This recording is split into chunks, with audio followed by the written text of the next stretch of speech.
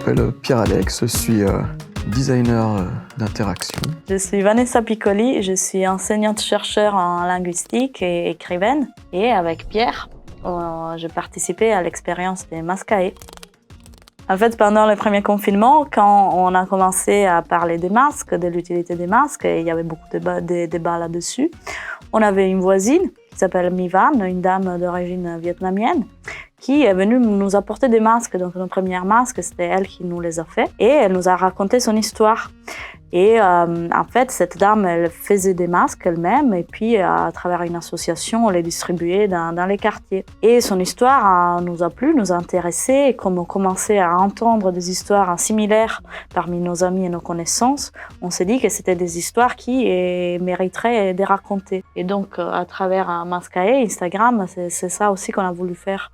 On était au téléphone avec des copains et puis on parlait des masques. Eux, ils en faisaient aussi, c'était en Bretagne. Et c'est là que je me suis dit, tiens, ce serait intéressant en fait de prendre les photos de tous les gens qui sont en train de faire des masques partout dans le monde en ce moment. Et puis voilà, il y avait tout ce truc do it yourself. Quand on parle do it yourself, on parle tout le temps d'impression 3D, de découpe laser, enfin de trucs de mecs quoi. Et d'un seul coup, les trucs à la mode, les trucs qu'il fallait faire, c'était de la couture, c'était voilà bien gérer les filtres, les patrons, et tout le vocabulaire était un vocabulaire d'une technique qui est largement pratiquée par les femmes et très largement sous-représentée dans les représentations de la technique. Et du coup, voilà, c'était ça nous a vachement intéressés, quoi, voilà, d'aller chercher des masques un peu de partout dans le monde, de nous intéresser sur comment est-ce qu'ils étaient fabriqués.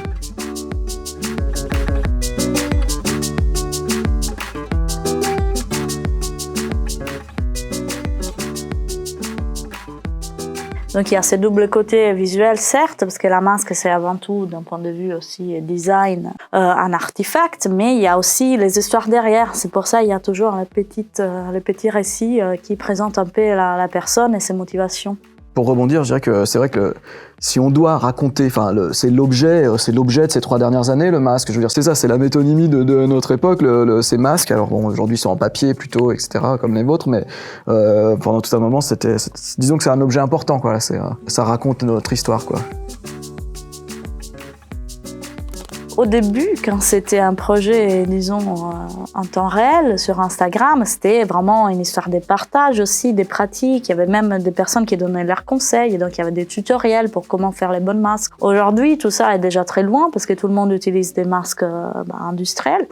Et donc, ça acquiert plutôt une valeur de témoignage parce que c'est vrai que c'est une époque récente, mais ça nous semble déjà très lointain. Les faits qu'on faisait des masques nous-mêmes, on trouvait pas des masques.